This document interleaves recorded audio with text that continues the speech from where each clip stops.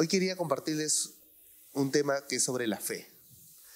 Nosotros sabemos que la fe está muy bien descrito en Hebreos 11, el primer capítulo, y quería hacer unos comentarios de algunos ejemplos históricos de cómo estos pasajes lograron cambiar la historia. Número 1, la fe. Es pues la fe la certeza de lo que se espera, la convicción de lo que no se ve, porque por ella alcanzaron buen testimonio los antiguos. Por la fe entendemos haber sido constituido el universo por la palabra de Dios, de modo que lo que se ve fue hecho de lo que no se veía. Una de las distinciones principales de los creyentes es la fe. Y la fe es tener la confianza, aunque no se vea, de que la palabra de Dios es cierta y que las promesas del Señor son verdaderas y que se cumplen. Es la fe lo que permite que nosotros actuemos, no por vista, sino por fe. Que levantemos la voz cuando tengamos que hacerlo, aunque parezca imposible. Hace unos años existió un hombre llamado William Wilberforce. No sé si alguno ha escuchado de William Wilberforce. Este era un joven congresista, diputado, miembro del Parlamento de Inglaterra. Y este joven William Wilberforce era un joven adinerado, con recursos, de familia con recursos. Llegó a ser congresista a una temprana edad, a los 21 años, y tuvo una carrera política interesante. Y estilaba él ir los veranos de viaje. Usualmente cruzaba de Inglaterra a Francia, Europa, y llevaba comida, ropa, y donaba a las poblaciones pobres de Europa, porque era un hombre adinerado. Como el viaje era largo, en carroza, en esa época, siempre trataba de llevar a alguien que lo acompañara, que le permitiera crecer personalmente.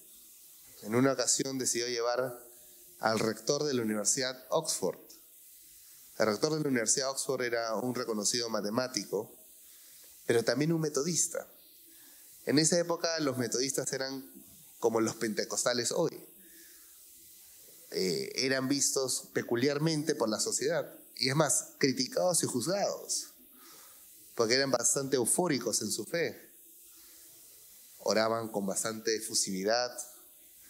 Después se desprenden y nacen frases como los Quakers, que mueven, que tiemblan. Por eso la avena, Quaker, es la foto de un pastor cuaquero. De un pastor que oraba así, ¿no? Temblaba. Se ha hecho famoso y al menos en Perú la gente le llama Quaker en vez de avena, ¿no? Pero en esa época los metodistas eran, digamos, el fuego. Wilberforce no sabía que el rector de Oxford era metodista. Solamente sabía que era un hombre muy inteligente, un gran matemático reconocido, lo lleva en la carroza. Y están en el camino, le pregunta, ¿y tú? ¿Tu fe? Y dice, mira, yo soy metodista. Wilberforce en sus reflexiones comenta que dice, uy, ¿en qué lío me metí? Voy a estar 2 semanas, 3 semanas con un metodista, le dice. Pero Dios es bueno y hace las cosas por algo. Wilberforce había sido formado en su juventud de niño. Sus padres lo habían enviado a otra ciudad y en la ciudad donde él estuvo había una iglesia metodista. Y después de joven se había apartado, había imaginado que había crecido sobre ese tipo de efusividad o innecesaria tipo de liturgia. Se había enfriado también. Y después ya de joven, más grande, en este viaje se encuentra con el rector de Oxford. Y le pregunta a William Wilberforce, le dice, ¿y para qué quieres ser tu diputado nacional? Le dice. O congresista o miembro del parlamento. Y dice, bueno, yo quiero hacer buenas obras, servir a los pobres. Muy bien, le dice, ¿y para qué quieres hacerlo? Bueno, quiere dejar un buen nombre, ¿no? Un legado, para poder recordar. Muy bien, le dice, ¿y para qué quieres dejar un legado? Le dice. Bueno, para que se me recuerde en la historia. ¿Y para qué quieres que se te recuerde en la historia? Le dice. Para estar presente. ¿Y por qué quieres estar presente? Le dice. Y le comienza a hacer preguntas.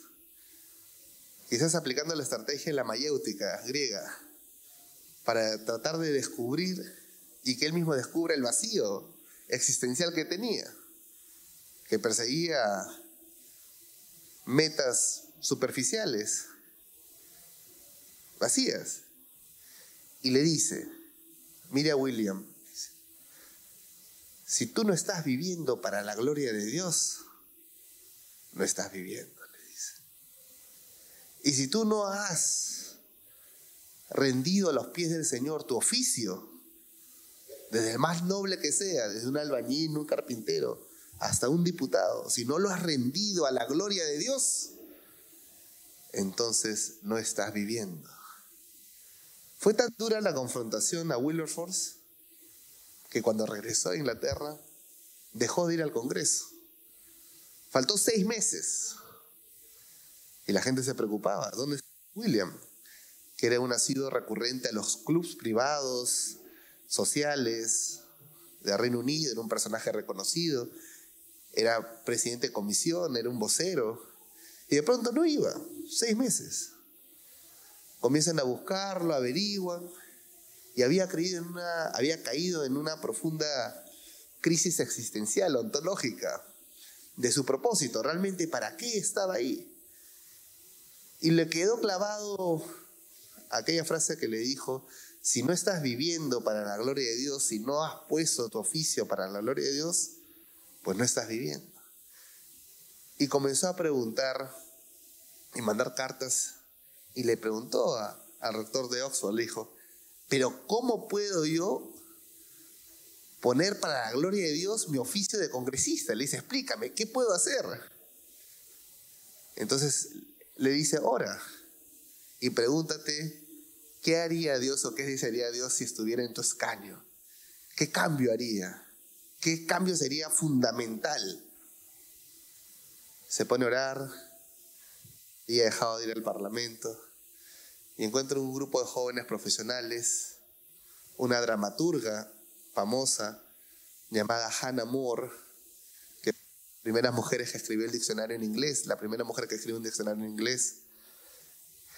Encuentra otros jóvenes abogados, y todos ellos estaban reunidos, orando, pensando, planificando, algo que parecía imposible. Estaban juntos, orando, porque Dios había puesto en su corazón que la venta y compra de seres humanos en la esclavitud debía de acabar. Y eso parecía un imposible porque Inglaterra era uno de los principales importadores y exportadores de esclavos en esa época. Su economía principalmente dependía de esto. Y las embarcaciones que se dedicaban al comercio de esclavos eran los principales financistas de los políticos, de todos los partidos.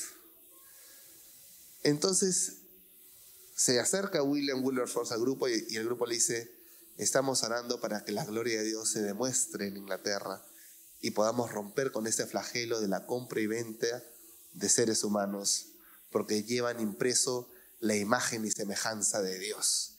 Queremos abrogar la esclavitud. William Wilberforce se pone a pensar, se pone a orar y decide emprender sus recursos y sus energías en este propósito. Comienza a ir y decide buscar al pastor que lo formó en su juventud. Este personaje se llama John Newton. Era un pastor metodista que lo había formado en su adolescencia.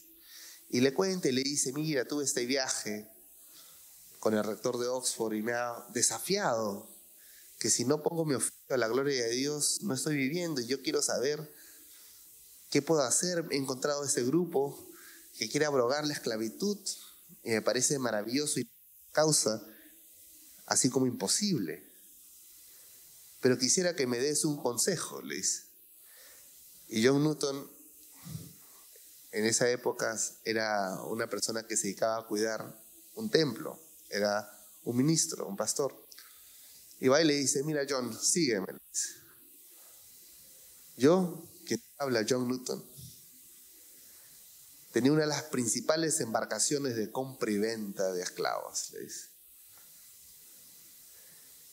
Y una vez trayendo a esclavos de África y estando yo en la embarcación, azotó una gran tormenta, terrible tormenta.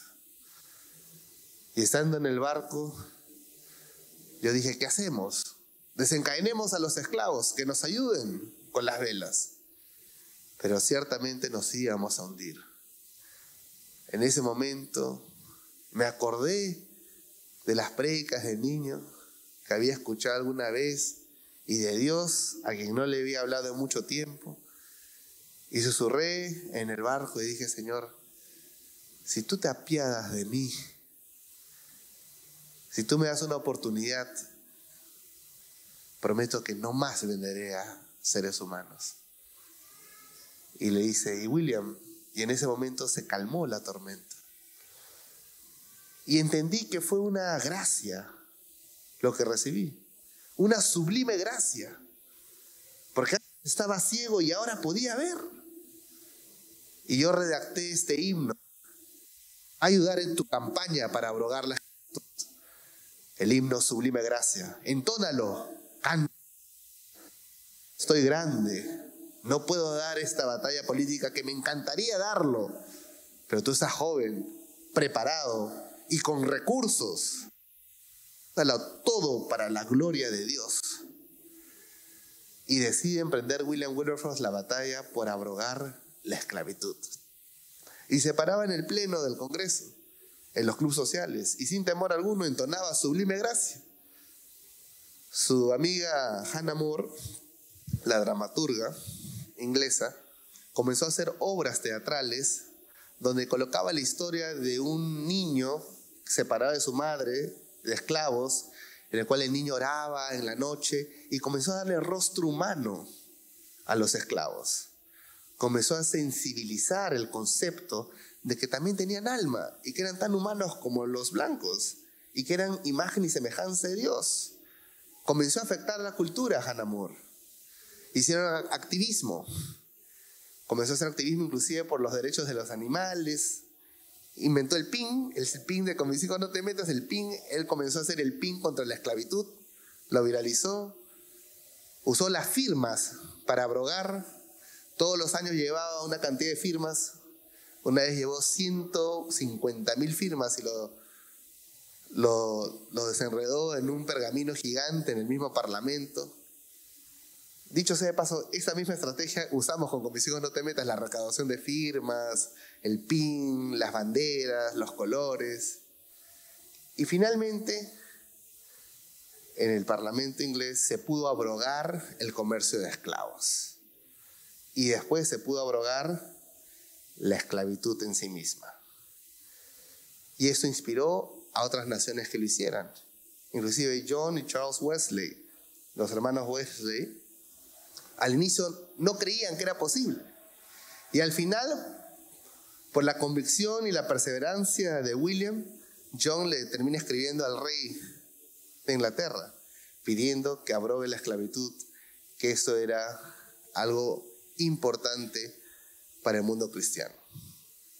Entonces el mundo cristiano y los grandes héroes del mundo cristiano han tenido que visionar primero una realidad alterna. El cristiano que vive en la fe, anclado en la promesa de Dios, es un arquitecto de nuevas realidades. El cristiano construye en el lienzo de la imaginación de la fe, lo ora, lo encomienda al Señor y trabaja. Es un arquitecto de nuevas realidades. Y esas realidades son a su vez un eco del anhelo de nuestro Señor. No son realidades caprichosas, singulares, particulares. No, sino que buscamos que el reino de los cielos se acerque a la tierra y que su voluntad se cumpla en la tierra como lo es en el cielo. Fue tan impactante el cambio que cuando vino la Revolución Francesa y Jean-Jacques Rousseau escribía tan potentemente sus escritos y llegaban al Reino Unido, Hannah More hizo unos escritos que se llamaba Política de la Villa, Village Politics se llamaba, pero firmaba con un seudónimo, Chip. No me acuerdo el primer nombre, pero era Chip, el apellido. Y como era una mujer tan intelectual también, tan versada, William Chip se llamaba, William Chip era el seudónimo, comenzó a combatir. Entonces en los lugares había el periódico de Rousseau y estaban los escritos de William Chip, Village Politics. Y William Chip fue tan contundente recordando la esencia cristiana que era completamente incompatible con los postulados de Rousseau, que inclusive le decía, Rousseau habla de la libertad cuando en Francia tienen esclavos, cuando a la mujer la minimizan. Debería aprender de la cristiana Inglaterra, que ya hemos abrogado la esclavitud, que tenemos a dramaturgas, y William Chip hablaba de ella misma, ¿no? Pero muy bien. Impactó tanto los escritos de William Chip, Village Politics, que cuando terminó el intento de iniciar la Revolución Francesa en Inglaterra, el propio rey Jorge mandó a llamar a William Chip para darle el premio a la nación. Para su sorpresa, cuando llegó William Chip, era Hannah More, una mujer. Y lo que quiere decir es que Hannah More también empleó su pluma y su creatividad para la gloria de Dios. William Wilberforce dedicó su escaño para la gloria de Dios. Y tuvieron fe que sí era posible cambiar aquello que parecía imposible en ese momento. Abrogar el comercio de esclavos en una de las naciones que dependía principalmente de esta actividad y abrogar la esclavitud en sí. Esta conmovió en un futuro al mismo Abraham Lincoln.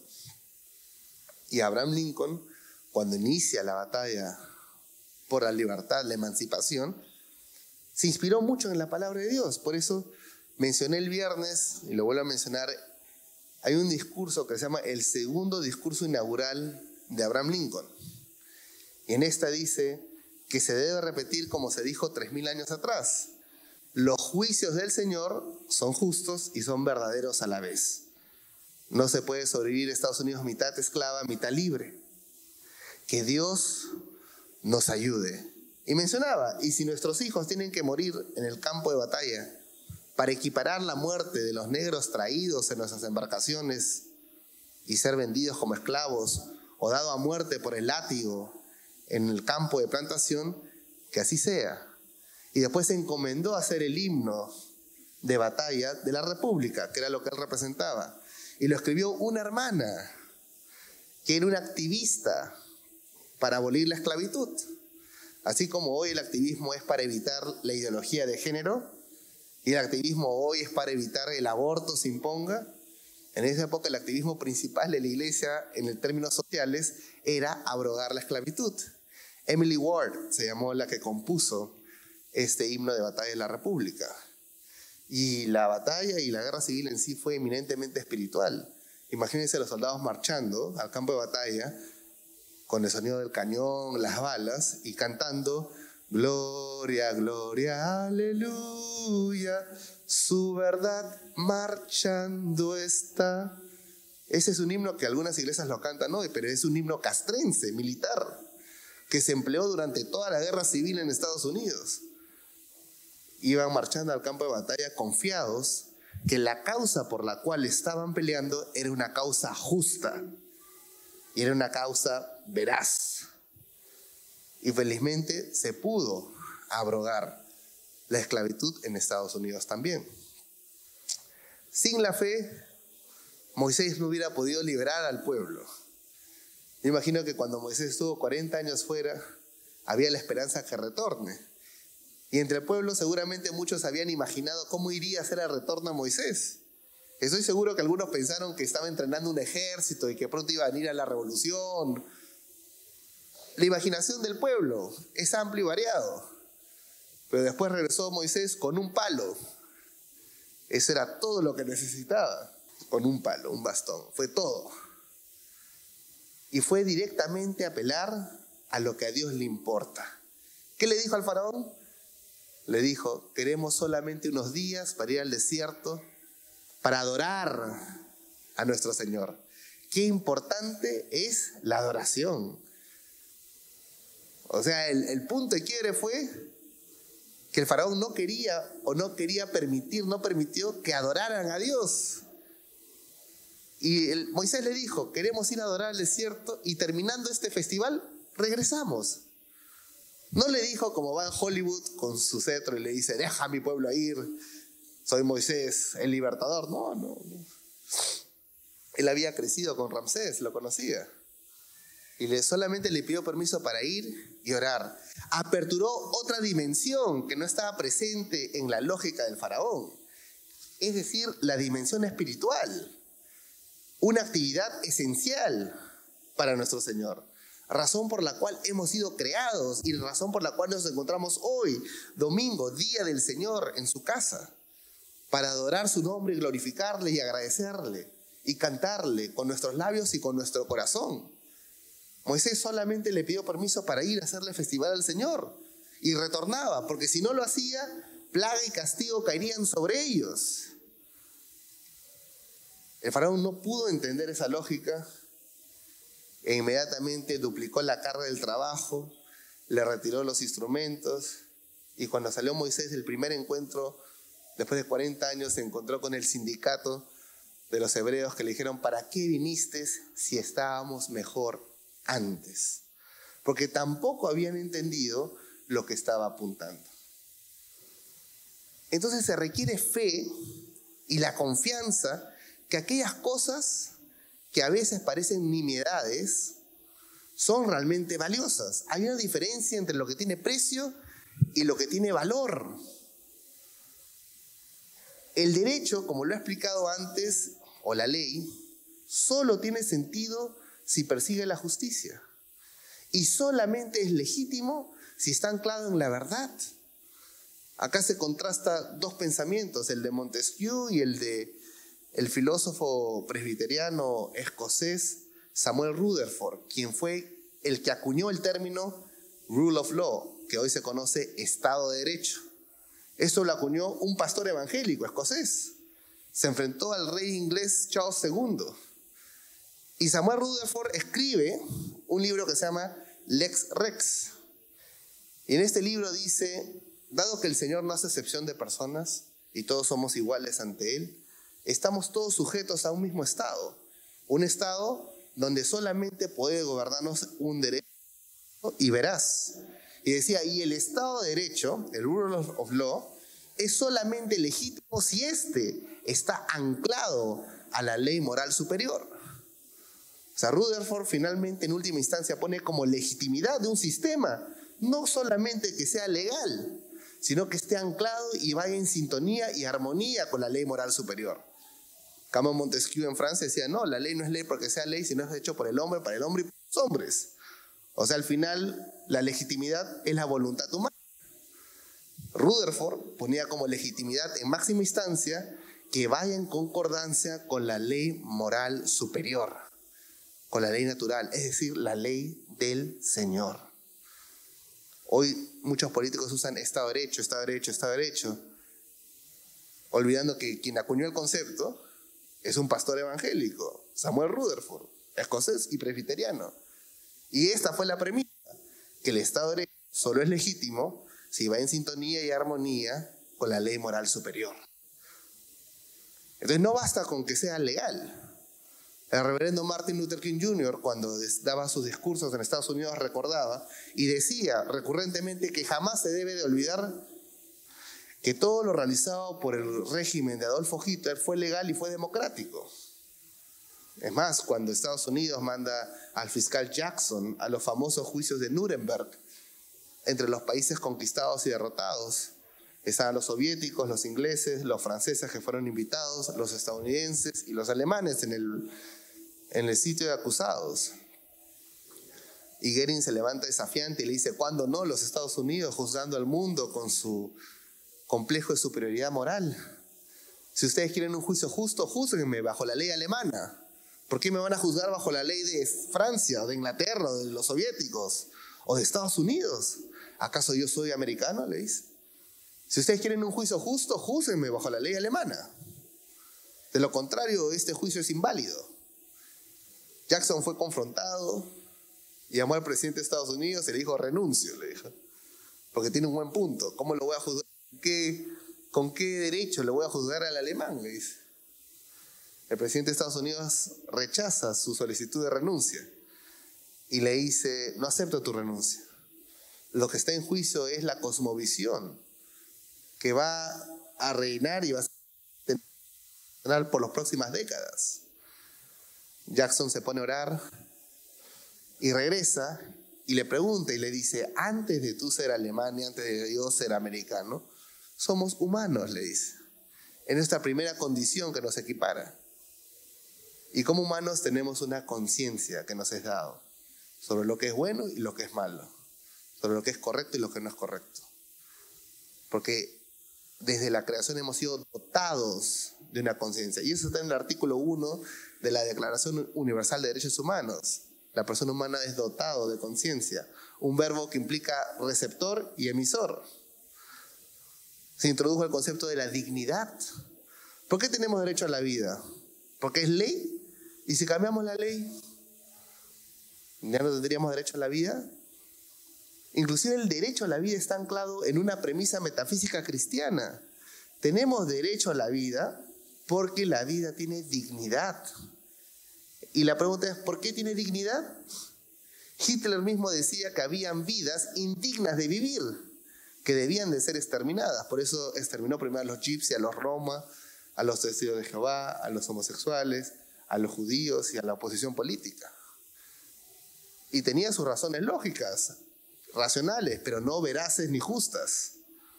Por ejemplo, él decía: el testigo de Jehová ni da sangre ni se quiere enlistar a la guerra, roba el oxígeno. Y los mató. Los gypsies y los romas no tienen patria, no están acá tomando nuestros espacios territoriales, hay que sacarlos. Las personas que tenían problemas de desarrollo cognitivo, físico, también los mataba, que estorban, gastan dinero, pierden energía. Era un razonamiento práctico, pragmático, en el cual eximía todo valor y toda dignidad del ser humano. Entonces, la premisa que el ser humano tiene dignidad es lo que nos otorga el derecho a vivir. Entonces la pregunta sería: ¿y por qué tenemos dignidad? Hitler dice que hay vidas indignas de vivir y por eso justificó legalmente el exterminio. ¿Por qué Cristian Rosas diría entonces que todos somos dignos? Porque esta premisa de la dignidad humana es simplemente el traslado del versículo bíblico que dice: hemos sido creados a su imagen y semejanza. Y por ende, nuestra dignidad es inherente, es intrínseca, porque refleja la imagen y semejanza de nuestro Señor. Y en esa creación humana, todos los seres humanos, indistintamente del color o país, reflejan la imagen y semejanza de su Creador. La dignidad es inherente, es intrínseca, es un valor absoluto que nos otorga el derecho a la vida. Sin la palabra de Dios no podríamos justificar la dignidad absoluta. La dignidad sería relativa. Para ti son dignos, yo no creo que ustedes son dignos, diría.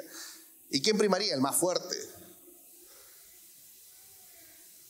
Pero es la fe y la convicción de que reflejamos la imagen y semejanza de Dios lo que nos hace entender que toda vida tiene dignidad y por ende tiene derecho a vivir.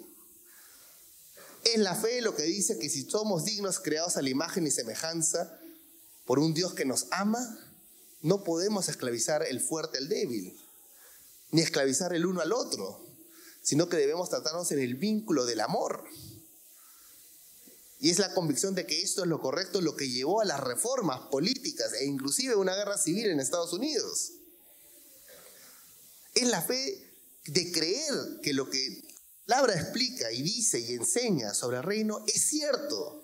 Hoy, como mencionaba, hay unos objetivos de desarrollo sostenible del año 2008 que se creó hasta el año 2030, 22 años, que ha puesto en jaque a muchas naciones, porque introduce otros conceptos para formar al ser humano. Ya no conceptos que permitan respetar la identidad biológica, anatómica, sino que dicen que uno puede crear su propia identidad imaginariamente y que esa identidad imaginada es tan válida como la identidad biológica y que nadie se puede objetar. Nosotros sabemos que esto, aunque sea un objetivo y en algunos países ley como identidad de género, no es cierto y por ende no es justo. Y nosotros creemos que esto se tiene que derogar. nada que se haya establecido en contra de la naturaleza ha prevalecido. Pero en este desafío, que es de índole global, el encargado de poder defender y levantarse en honor de la verdad es la iglesia. Como también lo mencioné el viernes, cuando hay un incendio, ¿a quién llamamos?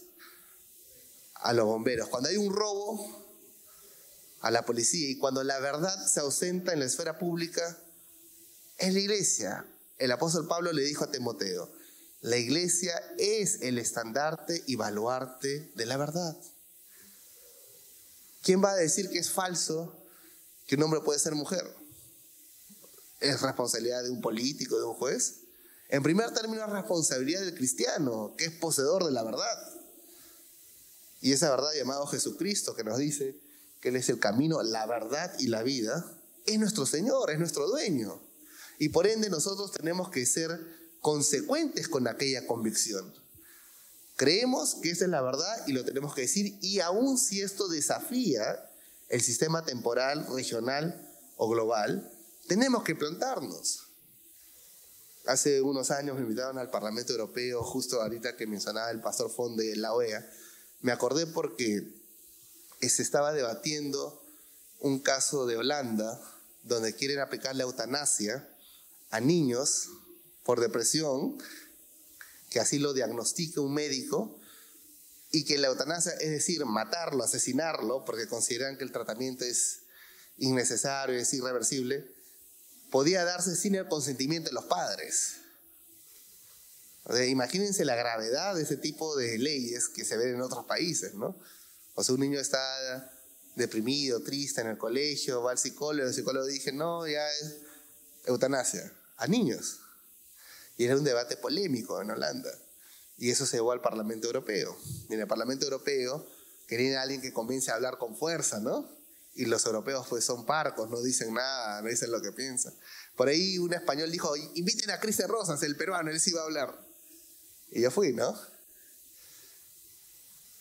Y claro, fui cargado de fe, de que la verdad prevalece, como prevaleció en el Sanedrín, en el Congreso de la época de los apóstoles, como prevaleció en el Congreso del Perú, como puede prevalecer en el Congreso de Argentina, puede prevalecer en cualquier corte. La verdad no teme ningún desafío, requiere a voceros que lo hagan audible. Entonces me paré y me dije: bueno, gracias por la invitación, ¿no?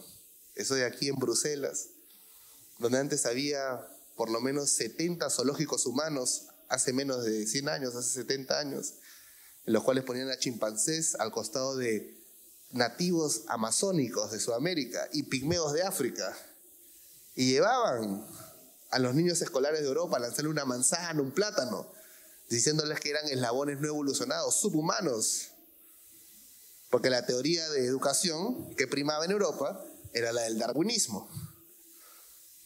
Yo habría pensado que habían cambiado, y después de 70 años vengo y ahora los quieren matar al niño sin consentimiento del padre.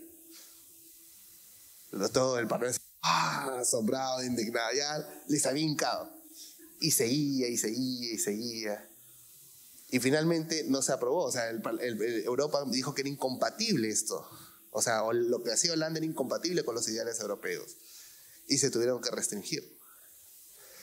Pero lo que quiero mencionar es que el mal avanza, y si uno no está arraigado en esta verdad que es eterna, y si uno no está dispuesto a hablarlo, si uno no está dispuesto a defenderlo, va a prevalecer. Pero es nuestro deber. Me acuerdo en una ocasión, en uno de los juicios también de unos pastores que les hicieron, me llamó un pastor y me dijo: Cristian, mándame los artículos, por favor, legislativos, lo de la corte, el caso que dice, porque hay casos, ¿no?, que dice que no se le puede imputar discurso de un pastor que hace una prédica porque es el ejercicio de la libertad religiosa, ¿no? Son casos rebuscados que ayudan a defender al pastor, ¿no? Y el pastor centroamericano me dice: por favor, mando. Le dije: pastor, no se olvide, le voy a mandar un artículo espectacular. Le mandé un versículo bíblico que dice: no temáis cuando seas llevado delante de magistrados, jueces, príncipes de este mundo por mi causa. Porque en ese preciso instante el Espíritu Santo te recordará qué decir. El pastor me dijo, bueno, Cristian, tienes razón, ya olvídate los artículos. Pastor, usted lo convocan porque usted representa la palabra de Dios, no porque es un abogado. Tiene que ir y volver a predicar. Y la defensa legal, ya el Señor mandará a sus abogados, pues. Esa es otra batalla. Usted va como pastor y se defiende como pastor y termina como pastor. No intente hacerla de abogado. Recuerden las palabras del Señor, no temáis. Cuando por mi causa seas llevado delante de magistrados, príncipes, delante de sinagogas, por lo que haráis que decir. El Señor se había anticipado que todos iríamos a tener temor cuando nos enjuiciaran. Y se adelantó y dijo, no teman por lo que van a decir, ni se preocupen, dice. Porque en ese preciso instante el Espíritu Santo les recordará qué decir. ¿Qué mejor asistencia que el Espíritu Santo que te llene de valor para decir lo necesario en ese preciso instante? Quiero recordar también un suceso maravilloso. Justo hoy, cuando estaba en la iglesia mirando la adoración tan hermosa, tan linda, y las niñas, me hizo acordar a la iglesia de mi padre, igualito. Y en esos temas políticos, cívicos, jurídicos, a lo cual siempre me involucran, me invitan, siempre hay tensión, que es humana, ¿no? Principalmente cuando hay denuncias y la cosa se pone seria, ¿no? Hace unos años me invitaron a Ecuador. Y estuve en Ecuador, en Quito, porque 3 pastores de las representaciones, las federaciones oficiales de iglesias de Ecuador y un cardenal y un arzobispo habían firmado una declaración sencilla que decía: defendemos el matrimonio compuesto por un hombre y una mujer como Dios lo instituye en la palabra de Dios, y la familia como una familia constituida por un padre y una madre, ¿no? Era una carta que ni siquiera mencionaba la palabra género, gay, homosexual, nada. Era una carta, simplemente una declaración de fe. Y el lobby LGTBI los había denunciado al cardenal, al arzobispo y a los 3 pastores. Y para colmo, los pastores que habían firmado ni siquiera estaban comprometidos con la marcha y todo, simplemente porque querían ponerse como los representantes, ¿no? Y por haberse puesto ahí ya terminaron en un juicio. Y ahí se preocupaban, llamaban, me decían: Cristian, pero tú nos has dicho. Pero pastor, ¿qué han puesto que es? Ni siquiera han mencionado género, solamente han dicho que la familia está constituida por un hombre y una mujer, como dice la Biblia. Yo no les he inducido a decir eso, es lo que creemos. Tienes que venir, nos van a enjuiciar. Ya. Van al juicio, pierden en primera instancia, apelan, pierden en segunda instancia, apelan otra vez. Tenían que juntar los abogados evangélicos con los católicos para coordinar una sola estrategia jurídica. Y llega el día de la apelación final. Y lo iban a hacer justo cerca a la plaza principal en Quito, Ecuador. Cristian, tienes que viajar, ya voy en el avión, ¿no? Llego ahí. Y para eso la iglesia había convocado una gran marcha para hacer presión, ¿no? Aún en la Biblia habla que en Sanedrín, cada vez que había como citaciones, por ejemplo a Pedro, a Juan, dice, y el pueblo se amontonaba y los dejaban a ir por temor al pueblo. O sea, las portátiles en el Congreso siempre han funcionado desde la época de los apóstoles. Entonces le dije, no, vamos a hacer una marcha. Ya, hora del juicio, 9 de la mañana. Creo que era un lunes. En Quito, Ecuador, 9 de la mañana, el sol es, pero en el mismo centro del mundo. Vienen las iglesias, los buses, los carismáticos, los pentecostales, los bautistas, todo tipo, los católicos, las monjitas, todo se llenó. La tensión era evidente, pues. Los que estaban en el estrado tenían un protocolo estricto, un cronograma milimétrico, cada uno hablaba sus 5 minutos, si no le bajaban el volumen. Pero los jueces de este mundo son más astutos, pues. Entonces salieron a la plaza, vieron que estaba repleto y dijeron, ya, posterga la votación para la tarde. Y lo postergaron para las 3 de la tarde. Era las 10:30 y ya no había programa. La prensa estaba presente y la tensión comenzó a incrementar. ¿Qué hacemos? ¿Qué hacemos? Cada uno tenía una idea diferente que hacer, ¿no? Hay que predicar, decía uno. No, ¿qué tiene que ver la predicar? Que hable el abogado. No, que no hable. Ya. Y de pronto unas hermanitas adoradoras, pentecostales, con su pandereta, así. Como ya vieron la atención, ya sacaron la pandereta. Y comenzaban a agruparse entre ellas. Vamos a cantar coros, decía. Y el encargado del estrado decía, ¿qué coros? Coros en la iglesia. Eso es un evento cívico-social. ¿No ven la prensa? ¿Qué van a decir? Que somos fanáticos. Pensemos bien. Y yo estaba en el fuego cruzado, pues, ¿no? Me decían, Cristian, ¿qué hacemos? Y yo en mi corazón sabía que si bien en la vida es importante la estrategia política, el argumento jurídico, al final la victoria es del Señor y Él opera como quiera. Entonces, lo último que quería era entristecer al Espíritu Santo y acallar la manifestación de adoración. Entonces le dije, pero hermanos, le dije, las hermanas pentecostales han sido las primeras en llegar en la plaza y van a ser las últimas en irse. Y si quieren adorar, déjenlas adorar. No, pero ¿cómo van a adorar en el estrado? Este es un tema interdenominacional. Y no pueden, ya está bien, hermanos, pero por lo menos que adoren pues en una esquina. Ya está bien. Y para que no se sientan mal las hermanas, me fui con ellas. Vamos, hermanas, vamos. Y se ponen en una esquina debajo de un balcón. Y con pandereta en mano empieza. Si tuviera fe como un granito de mostaza. Comienzan a cantar. Yo estaba ahí escuchando, ¿no? Estaba en la esquina ahí, la plaza repleta, y la atención que me llevaba cada rato mi celular, llamaba, mensaje, me llamaba el abogado, me llamaba un pastor, ¿dónde estás? ¿Qué hace el otro? Ya se imaginarán. Y ya llegó un momento que mi celular sonaba, que lo dejé ahí nomás, ya, y me puse a cantar, ¿no? He decidido seguir a Cristo. Y de pronto sale del balcón un señor con su habano, su cigarro, con su bigote, ya grande, con su saco. Y empieza a fumar. Y los ve, ¿no? Las ve, las mira. Como 15 minutos les estaba mirando. Y de ahí entra, ¿no? Y seguían orando. El popurrí de todas las canciones. Todos los coritos. Se acababan 15 canciones, volvían a repetir. Otra vez. Una maravilla, una maravilla. De pronto dicen, ya, va a salir la sentencia, sale el abogado, salen los pastores, el arzobispo, todo. Y el abogado que la defensa de los pastores sale atrás, un abogado pues de esos, ¿no? Con corbata francesa, camisa italiana, que cobra por hora. Hermano, ¿no? Sale, con descuento obviamente, ¿no? Porque es hermano. En cómodas cuotas seguramente. Y sale al final, pero sale consternado, así como que preocupado. Y la gente dice, ¡ay, ganamos o perdimos! Porque eran 5 votos, ¿no? Sabíamos que 2 eran en contra.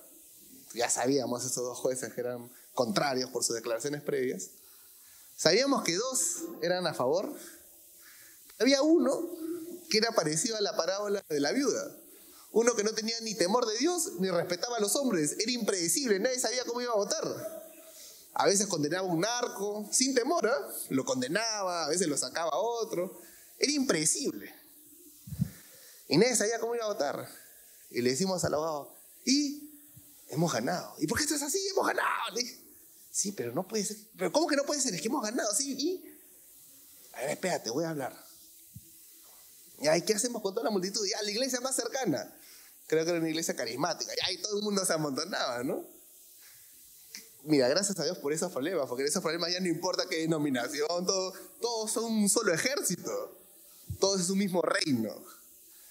Me quedo ahí y venimos después, el abogado sube al estrado de la iglesia, con sus papeles, con su maletín Montblanc, su folder de $2,000, su lapicero de $3,000, y con su expediente, con sus 3 asistentes, y agarra el micrófono y comienza a temblar, ¿no? Y le comienza a temblar la quijada. Comienza a sudar. Las hermanitas vienen a traer pañitos, un vaso de agua.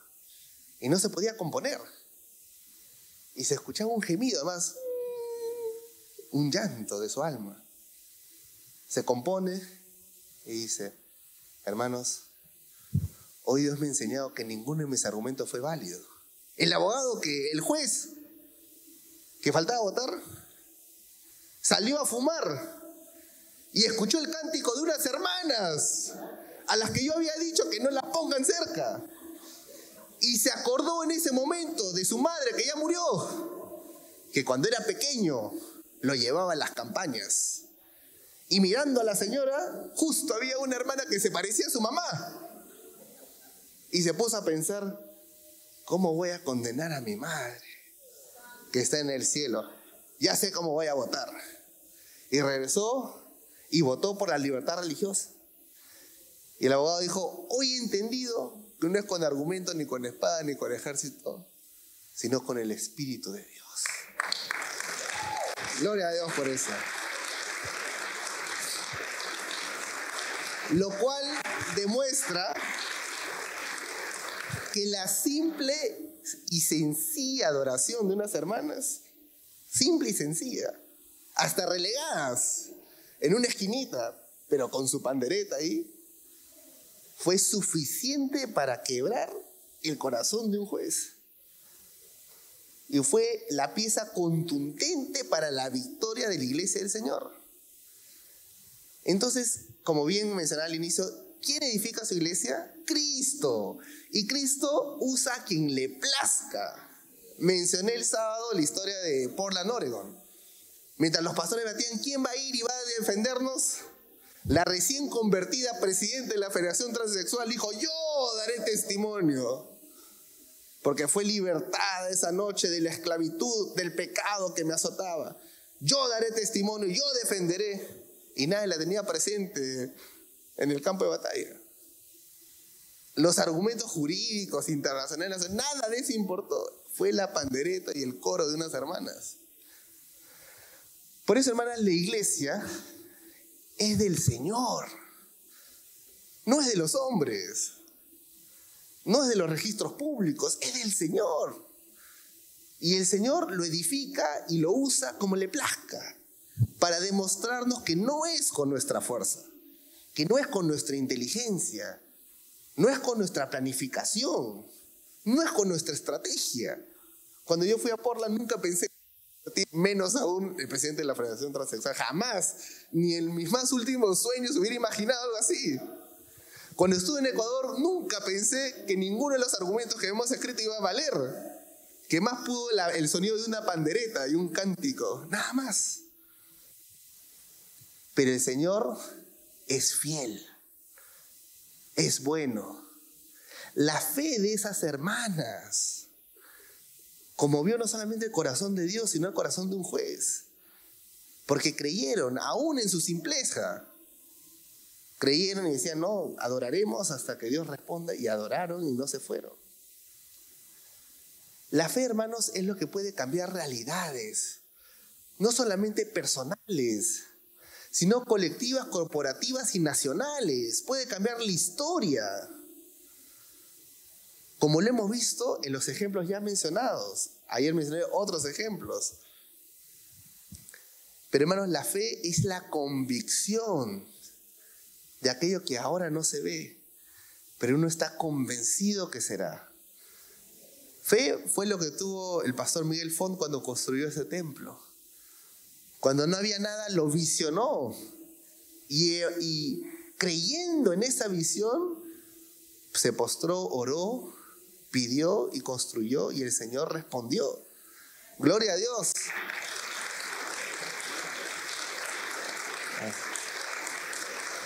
Y lo sé porque mi padre, cuando era pastor, también nosotros construimos un templo parecido en unos años. Y pues cuando mi papá me llevó el terreno donde íbamos a construir, dije: pero acá es imposible, ¿cómo vamos a hacer una iglesia acá? Es grande. O sea, en mi cabeza no me entraba, pues. Pero ya mi padre lo había visionado y lo hizo y lo cumplió. Y me gustó porque estoy hablando con el pastor Miguel Font que este templo es para la gloria de Dios.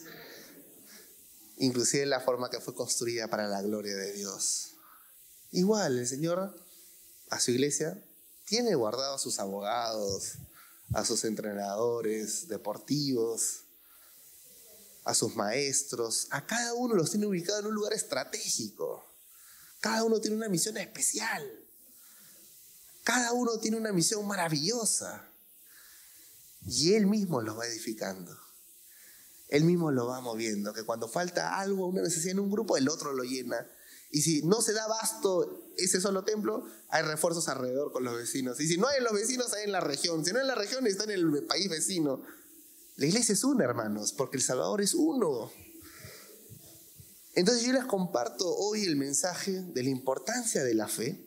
Y les comparto estas historias reales, de batallas reales, en diferentes estamentos, como el caso de Ecuador, como el caso de la Corte Europea, como el caso de la OEA, para que entendamos que no hay lugar o esfera donde el poder de Dios no pueda alcanzar. No hay. Yo me acuerdo que cuando fui a la 46ª sesión de la OEA, yo llegué y no estaba, o sea, yo llegué invitado, pero yo no había ido en representación de ninguna ONG. Y en la OEA piden que 10 ONGs elijan un vocero. Y de 1 minuto, ¿no? Y cuando llegué, para la gloria de Dios, yo ni siquiera había pensado hablar, nada, llegué. Y en automático, 10 ONGs de temas de salud, ¿no? Se juntaron, me nombraron, así 10, 5. O sea, 50 ONGs de la ONU. Y me dieron 5 minutos para hablar. Y dijeron, vas a hablar, tienes 5 minutos, todos te hemos dado nuestro espacio. ¿Y qué voy a hablar? Le dije, ¿no?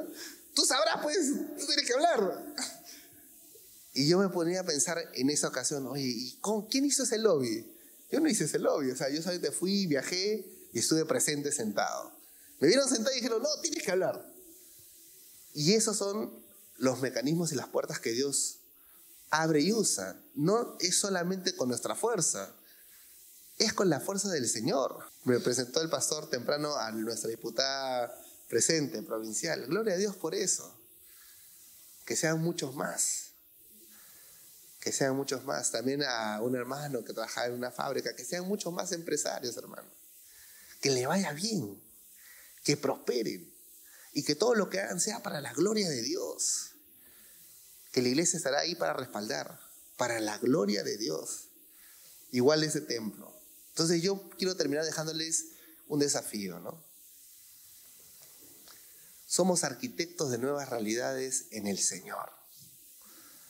Para una versión que se asemeje más a Cristo. Para que crezcamos cada vez a su estatura y a su imagen. Para que entendamos que sí es importante los demás elementos estructurales de la vida, pero nada nunca va a ser más importante que tu relación personal con el Señor y tu salud espiritual. Que Él finalmente ve y escucha nuestro clamor. No solamente nuestras palabras, que pueden ser elocuentemente escritas o habladas, sino que Él escudriña nuestro corazón. Y el Espíritu Santo intercede por nosotros, aún con gemidos indecibles. Nuestro espíritu. Entonces no descuidemos la parte espiritual, la simpleza de confiar y creer como niños en el Señor. Entonces el desafío que les dejo es que pensemos en 3 términos. Primero, en un plano individual, por fe. Segundo, en un plano colectivo, como iglesia. ¿Qué cosa como iglesia pueden hacer o podemos hacer aquí en San Luis, Villa Mercedes? Con fe, así como el templo es una expresión de fe colectiva. Hay más desafíos por hacer colectivamente. Y una de índole universal, pensando en el mundo, en los misioneros, en los cristianos, en los que están batallando afuera. Son 3 niveles, como persona individual, como cuerpo y como iglesia universal. Tengamos fe y ambicionemos y pidámosle al Señor. El Señor dijo, si permanecen en mí y yo en vosotros, nada es imposible. Nada es imposible. Me acuerdo cuando iba a las plazas en Perú antes de derogar las leyes, justo mencionaba esto. Si la verdad que es Cristo permanece en nosotros y nosotros en su verdad, nada es imposible. Y se derogaron las 9 leyes. Gloria a Dios. Porque la fe es contagiosa. La fe es contagiosa y la fe viene por el oír. Y el oír la palabra de Dios. Es importante ir, compartir, llamar. Una meta es repletar la iglesia, tener 4 o 5 servicios, mandar más misioneros, apoyar a los que ya están posicionados. Ya no para llegar, sino para que puedan rendir ese espacio a la gloria de Dios. Para que en la agenda que tengan de inversión o en la agenda política incorporen un punto para el reino. Y también sea parte de la agenda.